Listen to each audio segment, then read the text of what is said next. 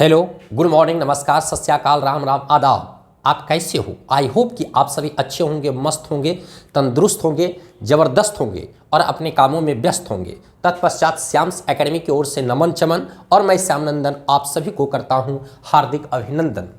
आज हम लोग देखेंगे मॉडल पेपर का क्वेश्चन, जो बोर्ड एग्जामिनेशन 10th के लिए अति महत्वपूर्ण प्रश्न हम लोग देखेंगे। जैसा कि आपको क्वेश्चन में ऑब्जेक्टिव, 1 नंबर का, फिल इन द ब्लैंक्स, सभी टाइप जिस टाइप में पूछा जाता है सभी टाइप के क्वेश्चंस को हम आज करवाने वाले हैं। आप दिल थाम के रहें और इसे समझने का भरसक प्रयास करें। बिल्कुल सेम टाइप, इसी टाइप का क्वेश्चन आने वाला है। बहुत सारे क्वेश्चंस आपको मिलने वाले हैं। मुझे पता है कि ठंडी का मौसम है, आलस से ज़्यादा आता है, लेकिन आप उस आलस्य से आपको फेस करना होगा और कंबल रजाई को फेंक कर करके आपको इस क्वेश्चन से लड़ना होगा, याद करना होगा, मौसम से लड़ना होगा और तभी आपकी सफलता और आपकी बोर्ड एग्जामिनेशन में अच्छे नंबर आएंगे और आप अच्छा मुकाम हासिल कर पाएंगे। जैसा कि आप क्वेश्चन नंबर फर्स्ट में हम लोग देख रहे हैं, लोहे को जंग से लेपित करने की क्रिया को क्या कहते हैं। आप देखे होंगे कि लोहा पर लेप लगा होता है। जैसे जब हम मकान घर बनाते हैं और छड़ लाते हैं तो उसमें नींव वाला लोहा में क्या होता है, छड़ में होता है पेंट चढ़ा होता है जिस पर जिंक की परत चढ़ी होती है, जो थोड़ा सा उसमें लाइट आता है। लेकिन जैसे ही कुछ दिन बाद या कुछ दिन जब हम उसको बाहर में रख देते हैं तो ऑक्सीजन और जल से अभिक्रिया करके उसमें जंग बना लेता है। वही कह रहा है कि लोहे को जंग से लेपित करने की क्रिया को क्या कहते हैं, तो उस पर जो लेप चढ़ाया जाता है उसको क्या कहा जाता है। पहला ऑप्शन है संक्षारण। संक्षारण नहीं होगा। संक्षारण इसलिए नहीं होगा, संक्षारण का मतलब होता है नष्ट होना। जैसे लोहा में जंग लगता है तो उसको कहते हैं संक्षारित, नष्ट होना। तो क्या लेप चढ़ाने के लिए नष्ट होता है? नहीं, गलत है। गैल्वेनीकरण। गैल्वेनीकरण का मतलब होता है जिंक की परत चढ़ाना, उसी को कहते हैं गैल्वेनीकरण। तो उस पर जो है आपका जिंक की परत चढ़ाया जाता है जिससे कि उसको उस पर तुरंत जंग ना लगे। तो आपका सही आंसर होगा गैल्वेनीकरण। पानी चढ़ाना, पानी नहीं चढ़ाया जाता है, वो तो आपका चांदी तांबा पर सोने का पानी चढ़ाया जाता है ताकि उसका कलर पकड़ ले, वो ऐसा इसमें नहीं किया जाता है। विद्युत अपघटन। विद्युत अपघटन का मतलब होता है विद्युत धारा को किसी विलयन में प्रवाहित करते हैं तो विघटित हो जाता है, मतलब टूट जाता है, उसी को विद्युत अपघटन कहते हैं। ये भी नहीं होगा, यानी option number B is the correct हो जाएगा। अगला है श्वसन किस प्रकार की अभिक्रिया है। जो हम लोग श्वसन करते हैं वो किस प्रकार की अभिक्रिया है, तो आपको पता होनी चाहिए कि जब हम श्वसन करते हैं तो कार्बन डाइऑक्साइड निकलता है और कार्बन डाइऑक्साइड के साथ साथ ऊष्मा भी उत्पन्न होती है, बाहर होती है। जैसे आप जब श्वसन करते हैं यहाँ पर हाथ रखेंगे तो हल्का गर्म फीलिंग होगा, या जब आप मुंह में आप कोई भी चीज़, गमछी या रुमाल या कुछ भी जब बांधते हैं या मास्क लगाते हैं तो गर्म फीलिंग होता है, मतलब ऊष्मा बाहर निकलती है। कार्बन डाइऑक्साइड के साथ साथ ऊष्मा बाहर निकलती है। तो जब ऊष्मा बाहर निकलती है तो उसको कहते हैं ऊष्माक्षेपी। ऊष्मा बाहर निकलना, ऊष्माक्षेपी, यानी option number D is the correct हो जाएगा। उपचयन क्या होता है? उपचयन ऑक्सीजन का वृद्धि होना उपचयन, और ऑक्सीजन का ह्रास होना, घटना, अपचयन कहलाता है। तो उपचयन नहीं होगा, अपचयन भी नहीं होगा, उपचयन भी नहीं होगा। संयोजन। संयोजन का मतलब होता है कि 2 या 2 से अधिक अभिकारक जब संयोग कर एक नए उत्पाद का निर्माण करता है तो उसको हम संयोजन कहते हैं। तो आपका संयोजन भी नहीं होगा बल्कि ऊष्माक्षेपी होगा। Option number D is the correct. अगला क्वेश्चन बंधु ध्यान देंगे, दिए गए समीकरण में कौन सी अभिक्रिया हो रही है। ये आपका समीकरण दिया हुआ है, ये आपका समीकरण है और इसमें कह रहा है कि कौन सी अभिक्रिया हो रही है। गौर फरमाएंगे, यहाँ पे Pb + CuCl2 है और यहाँ PbCl2 है और एक कॉपर है। आप क्या ध्यान दे रहे होंगे और समझने का प्रयास कर रहे होंगे कि यहाँ CuCl2 है, कॉपर और Cl2 के साथ यहाँ पर है, लेकिन जैसे अभिक्रिया किया तो यहाँ पे कॉपर को विस्थापित कर दिया। मतलब यहाँ पर Pb जो है, Pb और कॉपर, Pb अधिक अभिक्रियाशील धातु है। तो अधिक अभिक्रियाशील धातु किसके बनिस्पत? कॉपर के बनिस्पत। कॉपर से ज्यादा अभिक्रियाशील Pb है आपका, और एक कॉपर कम अभिक्रियाशील। एक क्या किया? कम अभिक्रियाशील को ठोकर मार दिया। बस वही इस संसार का रीत है, रिवाज है, यही संसार की रीत है। एक अधिक अभिक्रियाशील है और एक कम अभिक्रियाशील है। कम अभिक्रियाशील को ये ठोकर लात मार दिया, जैसे हम लोग के समाज में अमीर गरीबों को लात मारता है, उसको कोई प्रतिष्ठा इज्जत नहीं होती है, तुरंत उसको हटा दिया। अगर चेयर पर बैठा है चलो हटो, इसी को कहते हैं अधिक पावर। अधिक पावर वाले कम पावर को विस्थापित कर देता, हटा देता है। ठीक हमारे साइंस विज्ञान में और यहीं से सारी बातें निकलती है, इसलिए बुरा मानने की जरूरत नहीं है। आप भी अमीर बने, दो ही जाति है, अमीर और गरीब इस संसार में, फिलहाल अभी यही चल रहा है। अब वो सब खत्म हो गया, जाति पाति SC ST ये तो आरक्षण के लिए चल रहा है, लेकिन अभी जो है मेन रूप से दो जाति हमारे यहाँ चलता है इस संसार में, अमीर और गरीब। अगर आप अमीर हैं, कोई भी जाति का है चलेगा, मांझी हैं जैसे जीतन राम मांझी हैं तो मांझी, लेकिन क्या आप उसकी तुलना में हो? नहीं हो। तो दो प्रकार की जाति है, अमीर और गरीब। वो आपके यहाँ मांझी है तो आपके यहाँ जीतन राम मांझी नहीं आएंगे, वो बड़े बड़े लोगों के यहाँ वो जाएंगे, न्योता कहानी चलाएंगे, इसलिए बनने का प्रयास कीजिए। ठीक उसी प्रकार से Pb अधिक क्रियाशील धातु है और कॉपर इससे कम क्रियाशील धातु है। Pb क्या किया, कॉपर को विस्थापित कर दिया, ठुकरा दिया, मारा लात फुटबॉल की तरह, किक बाहर हो गया। तो ये यहाँ पर क्या किया, Pb जो है कॉपर को विस्थापित कर दिया, यानी एक विस्थापन अभिक्रिया है। Option number D is the correct. संयोजन, संयोजन का मतलब होता है, अभी हमने बताया संयोजन, जब दो या दो से अधिक अभिकारक अभिक्रिया करता है और एक नए उत्पाद का निर्माण करता है तो संयोजन कहलाता है। नहीं होगा। ऊष्माक्षेपी, जिसमें ऊष्मा बाहर निकलती है, ऊष्माक्षेपी। वियोजन, वियोजन में क्या होता है, वियोजन भी आपका इसमें अलग अलग होता है, तो ये भी नहीं होगा। विस्थापन इज द करेक्ट ऑप्शन। इसके बाद हम लोग नेक्स्ट को देखते हैं। नेक्स्ट क्वेश्चन है, पदार्थ X के विलयन का उपयोग सफेदी करने में होता है। X पदार्थ का नाम क्या है? माने उस पदार्थ का नाम बताना है जिसके विलयन का उपयोग सफेदी करने में किया जाता है। उस पदार्थ का नाम बताना है जिसके विलयन का उपयोग सफेदी करने में किया जाता है। तो आपका calcium hydroxide, calcium oxide, calcium carbonate, calcium nitrate. आपको पता होनी चाहिए कि आपका CaO जब जल के साथ अभिक्रिया करता है तो आपका बनाता है CaOH का होल 2। मतलब ये आपका जो है कैल्शियम ऑक्साइड है, एक कैल्शियम ऑक्साइड जल के साथ अभिक्रिया करता है तो कैल्शियम हाइड्रोक्साइड बनाता है कैल्शियम, कैल्शियम हाइड्रोक्साइड। तो कैल्शियम ऑक्साइड जो है ये आपका विलयन हो गया, विलयन है, और जल के साथ अभिक्रिया करता है तो CaOH का होल 2 बनाता है, कैल्शियम हाइड्रोक्साइड बनाता है, जिसका उपयोग सफेदी करने के लिए किया जाता है।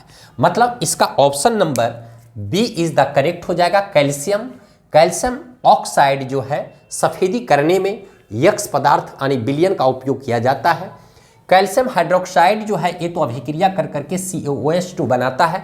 जो कैल्शियम हाइड्रोक्साइड हो गया, जो कैल्शियम हाइड्रोक्साइड हो गया है ये आपका देख लीजिए CaOH2, ये जब अभिक्रिया करता है तो CaOH का होल 2 जिसको कहते हैं कैल्शियम हाइड्रोक्साइड सफेदी के लिए इस्तेमाल किया जाता है। कैल्शियम, कैल्शियम हाइड्रोक्साइड, हाइड्रोक्साइड, इसको कैल्शियम हाइड्रोक्साइड। तो आपका कैल्शियम ऑक्साइड ये हो गया, जब अभिक्रिया करता है तो कैल्शियम हाइड्रोक्साइड बनाता है जो सफेदी के लिए इस्तेमाल किया जाता है, यानी option number B is the correct. जबकि कैल्शियम कार्बोनेट क्या है? कैल्शियम कार्बोनेट मनुष्य में जब कैल्शियम की कमी हो जाती है तो उसको भरपाई करने के लिए कैल्शियम कार्बोनेट का इस्तेमाल किया जाता है। शरीर में कैल्शियम की कमी को दूर करने के लिए कैल्शियम कार्बोनेट का इस्तेमाल किया जाता है। और कैल्शियम नाइट्रेट, पौधों में उर्वरक के रूप में कैल्शियम नाइट्रेट का इस्तेमाल किया जाता है। और इसके साथ साथ कैल्शियम नाइट्रेट कीटनाशक में भी इस्तेमाल किया जाता है। पौधों में, पौधों के लिए उर्वरक के रूप में और कीटनाशक के रूप में कैल्शियम नाइट्रेट का इस्तेमाल किया जाता है, यानी इसका option number B is the correct हो जाएगा। अगला क्वेश्चन है, निम्नलिखित में कौन सा रासायनिक समीकरण संतुलित है? ये आपका 4 समीकरण दिया हुआ है। अब आपको ये बताना है कि ये 4 समीकरण में कौन सा संतुलित है, बैलेंस है, मतलब बराबर है। हम लोग चेक करेंगे, देखेंगे। देख लीजिए, इसमें Ag1 है, Ag1 है, इसमें भी Ag1 है, बैलेंस है। N सिंगल है और आपका सोडियम N1 है, यहां भी N1 है। O3 ऑक्सीजन 3 है, इसमें O3 भी 3 है। सोडियम 1 है, सोडियम 1 है, Cl1 है, Cl1 है। तो हमारे ए ऑप्शन के हिसाब से ये तो आपका बैलेंस है। अब हम नेक्स्ट क्यों देखेंगे, जब फर्स्ट बैलेंस हो गया, अब यहां कह रहा है कौन सा रासायनिक समीकरण संतुलित है, तो फर्स्ट बैलेंस हो गया, संतुलित हो गया। नेक्स्ट है 2Mg प्लस O2 2MgO। इस अभिक्रिया में मैग्नीशियम धातु हो रहा है, यानी मैग्नीशियम धातु क्या हो रहा है, तो आप देख रहे हैं कि यहाँ मैग्नीशियम जो है ऑक्सीजन से अभिक्रिया कर रहा है, तो MgO मैग्नीशियम ऑक्साइड बना रहा है, 2MgO। तो मैग्नीशियम धातु हो रहा है, क्या हो रहा है, ऑक्सीकृत हो रहा है या अपचयित हो रहा है। अपचयित, अपचयन का मतलब होता है ऑक्सीजन का ह्रास, तो ये तो नहीं हो रहा, ऑक्सीजन जुट रहा है। विस्थापित मतलब विस्थापित होना, तो यहाँ पर तो Mg और ऑक्सीजन है, MgO मिला, यहाँ तो किसी चीज़ को विस्थापित नहीं कर रहा है तो विस्थापन नहीं होगा। अपघटित का मतलब होता है टूटना, यहाँ टूट नहीं रहा है बल्कि जुट रहा है, तो यहाँ करेक्ट ऑप्शन ऑक्सीकृत होगा, क्योंकि Mg ऑक्सीजन से अभिक्रिया करके MgO बनाता है, ऑक्सीकृत हो रहा है, ऑक्सीजन जुट रहा है, तो इसको कहते हैं ऑक्सीकृत। आपका option number A is the correct हो जाएगा। ठीक है, अगला है Fe2O3 2Al Al2O3 plus 2Fe किस प्रकार की अभिक्रिया है।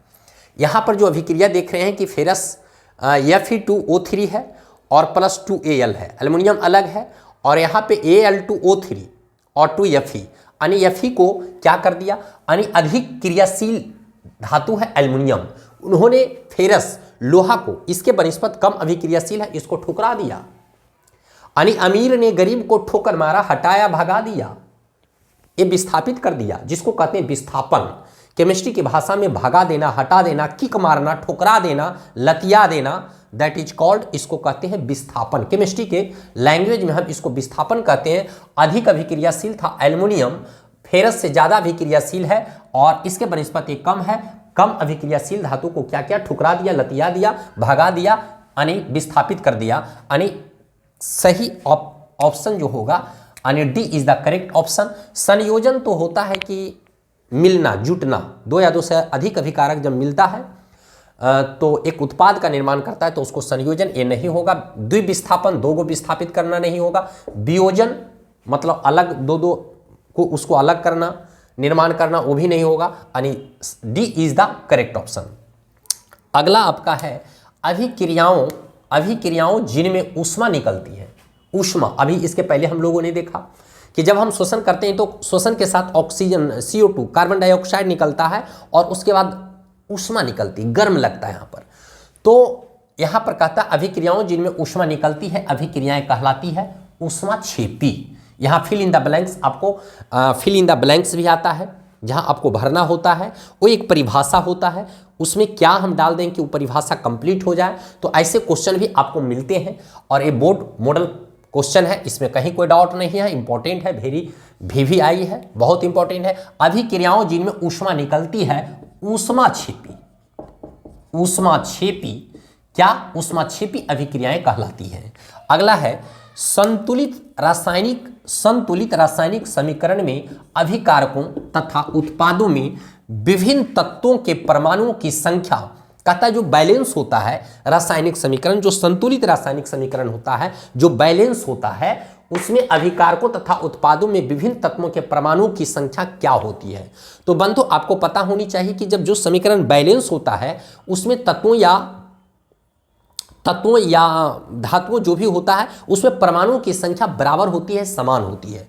तो यहाँ पर आपका हो जाएगा बराबर होगा, या इसको समान भी कर सकते हैं, बराबर या समान होती है। चलिए नेक्स्ट है वह रासायनिक अभिक्रिया जिसमें दो या दो से अधिक अभिकारक मिलकर उत्पाद का निर्माण करते हैं।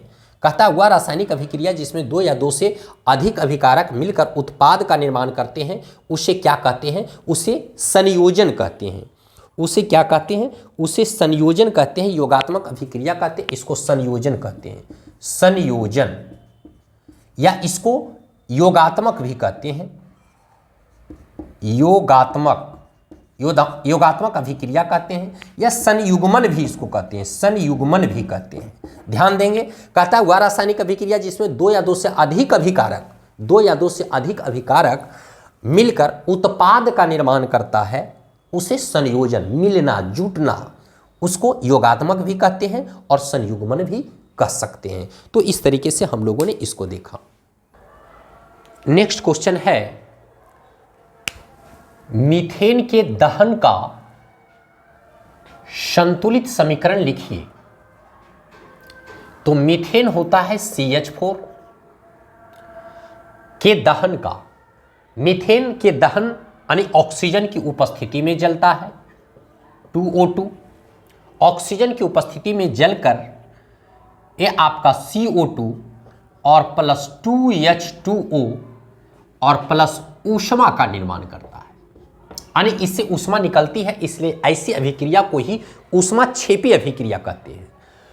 CH4 मीथेन दहन होता है ऑक्सीजन की उपस्थिति में, CO2 और 2H2O जल, यानी मीथेन ऑक्सीजन की उपस्थिति में कार्बन डाइऑक्साइड और जल का निर्माण के साथ साथ ऊष्मा उत्पन्न करती है। ऐसी अभिक्रिया को ऊष्माक्षेपी अभिक्रिया कहते हैं, क्योंकि इसमें ऊष्मा और प्रकाश दोनों निकलता है। तो आपका मीथेन के दहन का संतुलित समीकरण हो गया। कहता है क्या होता है जब मैग्नीशियम रिबन को वायु की उपस्थिति में जलाया जाता है, magnesium ribbon Mg 2Mg oxygen की उपस्थिति में, तब होता है 2MgO, मैग्नीशियम ऑक्साइड जो पाउडर के रूप में होता है, पाउडर के रूप में होता है। कौन? Magnesium oxide. तो मैग्नीशियम ऑक्सीजन की उपस्थिति में 2MgO यानी पाउडर की उपस्थिति में होता है। क्या होता है जब मैग्नीशियम रिबन को वायु की उपस्थिति में जलाया जाता है, मैग्नीशियम ऑक्साइड का निर्माण होता है, मैग्नीशियम ऑक्साइड का निर्माण होता है। कहता है उस अभिक्रिया का नाम लिखिए जिनमें अभिकारकों के बीच आयनों का आदान प्रदान होता है। उस अभिक्रिया का नाम लिखिए जिनमें जिनमें अभिकारकों के बीच आयनों का आदान प्रदान होता है। ऐसे आयनों का आदान प्रदान होता है, ऐसे अभिक्रिया को द्विविस्थापन अभिक्रिया कहते हैं। द्विविस्थापन अभिक्रिया कहते हैं, द्विविस्थापन अभिक्रिया कहते हैं, द्विविस्थापन अभिक्रिया कहते हैं। क्या कहते हैं? द्विविस्थापन अभिक्रिया कहते हैं। अगला है हीट एंड ट्रायल विधि किसे कहते हैं? हीट एंड ट्रायल विधि किसे कहते हैं? तो होगा रासायनिक समीकरणों को संतुलित, रासायनिक समीकरणों को संतुलित करने की विधि को हीट एंड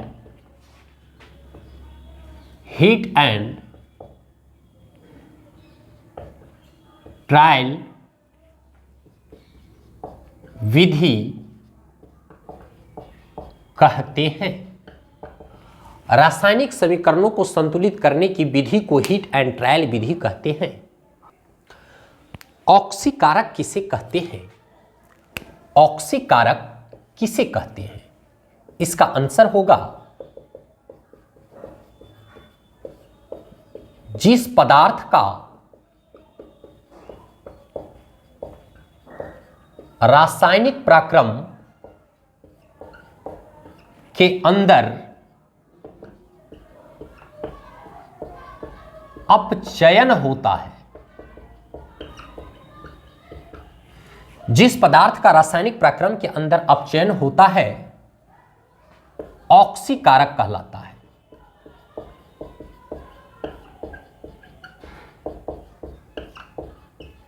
ध्यान दीजिएगा, पहला क्वेश्चन था हीट एंड ट्रायल विधि किसे कहते हैं? रासायनिक समीकरणों को संतुलित करना, बैलेंस करना, रासायनिक समीकरणों को संतुलित करना, बैलेंस करना ही हीट एंड ट्रायल विधि कहलाता है। ऑक्सीकारक किसे कहते हैं? किसी पदार्थ का रासायनिक प्रक्रम के अंदर अपचयन, उपचयन ऑक्सीजन की वृद्धि, अपचयन ऑक्सीजन का ह्रास, ऑक्सीजन की कमी, उसी को अपचयन कहते हैं। तो जिस पदार्थ का रासायनिक प्रक्रम के अंदर अपचयन होता है, ऑक्सीजन की कमी होती है, ऑक्सीकारक कहलाता है। इसके बाद है मीथेन का संरचना सूत्र क्या होगा? मीथेन का संरचना सूत्र CH4 होता है, मीथेन CH4 होता है, और इसका संरचना सूत्र जो होगा CH4, कार्बन 1, हाइड्रोजन 4, 1 2 3 4, ये आपका H AH, ये आपका संरचना सूत्र हो गया। मीथेन का संरचना सूत्र CH4 मीथेन होता है, CH4 मीथेन, उसका संरचना 1 कार्बन 4 हाइड्रोजन, ये उसका संरचना सूत्र हो गया। इसके बाद है एल्काइन। एल्काइन का समान सूत्र है alkane, alkene, alkyne, alkane, alkene, alkyne. Alkane का होता है CnH2n+2, एल्कीन का होता है CnH2n, एल्काइन का होता है CnH2n-2, CnH2n-2, CnH2n-2, यानी D is the correct option. CnH2n+2 alkane का होता है, CnH2n आपका एल्कीन का होता है, और CnH2n ये तीनों में से किसी का नहीं होता है। नेक्स्ट क्वेश्चन है एकल बंध वाले हाइड्रोकार्बन कहलाते हैं। एकल बंध वाले हाइड्रोकार्बन, हाइड्रोकार्बन को हम दो भागों में बांटते हैं, संतृप्त और असंतृप्त। संतृप्त हाइड्रोकार्बन, एकल बंध वाले संतृप्त हाइड्रोकार्बन, संतृप्त हाइड्रोकार्बन में एल्केन आता है जिसमें एकल बंध होता है, जिसमें एकल बंध होता है जैसे एल्केन, और जिसका समान सूत्र CnH2n+2 होता है। तो कहता है एकल बंध वाले हाइड्रोकार्बन कहलाते हैं संतृप्त हाइड्रोकार्बन कहलाते हैं। असंतृप्त हाइड्रोकार्बन में एल्कीन और एल्काइन होता है, एल्कीन और एल्काइन होता है असंतृप्त हाइड्रोकार्बन में, जबकि संतृप्त हाइड्रोकार्बन में एल्केन होता है और उसमें एकल बंध होता है। असंतृप्त में एल्कीन और एल्काइन होता है, एल्कीन में डबल बॉन्ड, एल्कीन में डबल बॉन्ड होता है, देख लीजिए एल्कीन, एल्कीन में डबल बॉन्ड होता है, और एल्काइन, एल्काइन में आपका ट्रिपल बॉन्ड होता है। और ये दोनों जो है असंतृप्त हाइड्रोकार्बन है, असंतृप्त हाइड्रोकार्बन के भाग है। हाइड्रोकार्बन असंतृप्त हाइड्रोकार्बन के भाग होते हैं। यहां एकल बंध की बात है तो संतृप्त हाइड्रोकार्बन होगा। अगला क्वेश्चन है निम्नलिखित में किस धातु को केरोसिन में डुबो कर रखते हैं? मतलब कौन ऐसी धातु है जिसको हम केरोसिन में डुबो कर रखते हैं? जैसे मैग्नीशियम नहीं होगा, सोडियम होगा, मरकरी, टंगस्टन। सोडियम को केरोसिन तेल में डुबो कर रखते हैं क्योंकि सोडियम को यदि हम बाहर रखेंगे और उस पर जल का इफेक्ट पड़ेगा तो वो मतलब जल उठेगा, वो बहुत काफ़ी ज्वलनशील होता है सोडियम, इसलिए उसको केरोसिन तेल में डुबो कर रखा जाता है। उसको हम बिना केरोसिन के नहीं रख सकते हैं। अगर उसको हम खुला अवस्था में रखेंगे तो वो जल जाएगा, स्वतः जल जाएगा। इसलिए सोडियम को केरोसिन में डुबो कर रखा जाता है। Option number B is the correct. Bauxite निम्न में किस धातु का अयस्क है? बॉक्साइट एल्युमिनियम का अयस्क है। बॉक्साइट जो है एल्युमिनियम का क्या है? अयस्क है। तो option number C is the correct होगा। निम्नलिखित में किस धातु पर वायु का प्रभाव नहीं पड़ता है? यानी वायु का प्रभाव नहीं पड़ता है, इसका मतलब वायु में नमी भी होता है। तो जल और हवा का इफेक्ट किस पर नहीं पड़ता है? देखेंगे, सोना हो गया, सोडियम, सोडियम तो जल और हवा का इफेक्ट पड़ेगा, जल उठेगा। लोहा, जैसे ही लोहा को हम बाहर लाते हैं उस पर हवा और नमी जब पड़ता है तो रिएक्शन करता है और जंग बना लेता है, तो प्रभाव तो पड़ता ही है। तांबा पर भी प्रभाव पड़ जाता है। देखते हैं तांबा का कलर चेंज हो जाता है जैसे ही हवा और पानी का उस पर इफेक्ट पड़ता है, प्रभाव पड़ता है तो कलर चेंज हो जाता है, ग्रीन ग्रीन टाइप का हो जाता है। तो ये तीनों पर पड़ता है लेकिन सोना पर नहीं पड़ता है। अगर सोना पर वायु और हवा और पानी का असर पड़े, उसका प्रभाव पड़े तो उसका कलर चेंज हो जाएगा, तब हम लोग कहते हैं नकली सोना। यानी सोना पर जो है वायु का प्रभाव नहीं पड़ता है। ए इज द करेक्ट ऑप्शन होगा, आंसर होगा। निम्नलिखित में कौन सी धातु साधारण ताप पर द्रव रूप में पाई जाती है? कौन ऐसी धातु है जो द्रव रूप में पाई जाती है? लिथियम नहीं होगा, लेड सीसा नहीं होगा, मरकरी पारा। पारा जो धातु होती है वो साधारण ताप पर लिक्विड अवस्था में पाई जाती है, द्रव अवस्था में पाई जाती है। सिल्वर द्रव अवस्था में पाई जाती है नहीं, यानी मरकरी आपका जो है द्रव अवस्था में पाया जाता है। पारा आप देखे होंगे कि जब आपको फीवर होता है तो थर्मामीटर लगाया जाता है, और थर्मामीटर में जो होता है वो पारा होता है जो लिक्विड अवस्था में होता है, जिससे वो टेम्परेचर बढ़ता है तो पारा धीरे धीरे आगे बढ़ता है, खिसकता जाता है, जिससे हम अपने बॉडी का टेम्परेचर को माप पाते हैं। तो यानी ये जो मरकरी पारा जो होता है आपका साधारण ताप पर द्रव अवस्था लिक्विड अवस्था में पाया जाता है। यदि अभी तक आप श्याम्स एकेडमी से नहीं जुड़े हैं, अवश्य जुड़ जाएं, आपको बहुत लाभ होने वाले हैं। चूंकि इसमें 10th और 12th दोनों बोर्ड का तैयारी करवाई जाती है। 10th मैथमेटिक्स और साइंस की कंप्लीट तैयारी, और 12th में आपका मैथमेटिक्स की कंप्लीट तैयारी होने वाली है। साथ ही साथ चूँकि एकेडमी नाम रखा गया, पहले श्याम्स मैथमेटिक्स था, अब इसको मैथमेटिक्स को कन्वर्ट कर करके हमने एकेडमी कर दिया। चूँकि इसमें मैथ, साइंस और जनरल साइंस, रीजनिंग भी, मैथमेटिक्स भी, पॉलिटेक्निक, ITI सभी चीज़ों की तैयारी करवाई जाती है, इसलिए इसे हम एकेडमी में कन्वर्ट कर दिया है। अगर अभी तक नहीं जुड़े हैं अवश्य जुड़ जाएं, आपको बहुत लाभ मिलने वाला है। और वैसे विद्यार्थी जो इच्छुक हैं और यदि लगे कि हम अच्छी तरह से समझ पाते हैं और भी लोग अच्छी तरह से समझ पाएंगे, तो इसे अवश्य शेयर करें, इससे आपको भी बेनिफिट होगा। क्योंकि अच्छी चीज़ों की जानकारी देना आपका परम धर्म कर्तव्य बनता है, इसलिए अपने दोस्तों के बीच इसे अवश्य शेयर करें, सब्सक्राइब करें, लाइक अवश्य करें। इसके बाद फिर हम इसी तरीके से अलग अलग वीडियो लेकर आपके सामने मैं उपस्थित होऊंगा।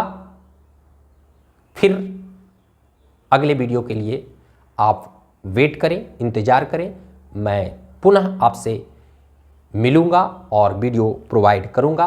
तब तक आपका धन्यवाद। जय हिंद, जय भारत।